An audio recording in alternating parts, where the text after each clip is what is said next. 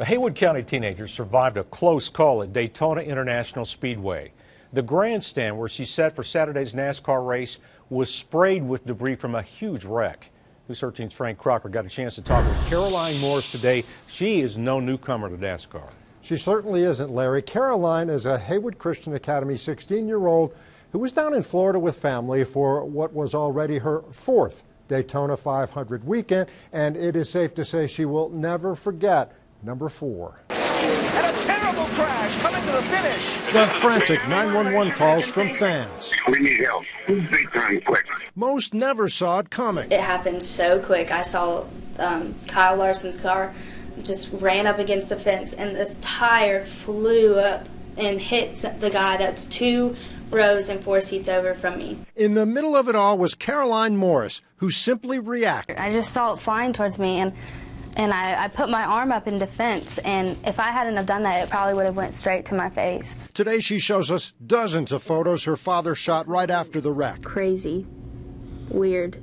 And my dad took that. I was still in shock, as you can kind of tell. There's the safety fence ripped apart by the force of Larson's car, the engine that separated on impact, and that solitary tire sitting way up in the stands next to where Caroline had been enjoying the nationwide race. It was so loud. It was probably the biggest boom. You could hear the tire flying, and you could hear the parts hitting everywhere on the ground. There were parts everywhere. Now Caroline gets to watch it all on TV replays.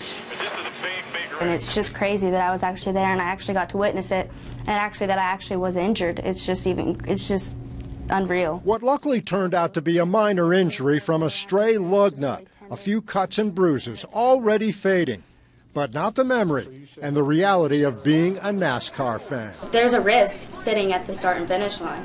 That's where all the action happens. That's where people are trying to win the race, and I didn't ever think that could ever happen to me.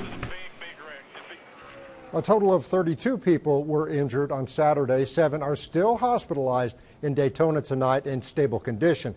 If you'd like to see all of the Caroline Morris interview, you can go to WLOS.com and click on the Raw News icon.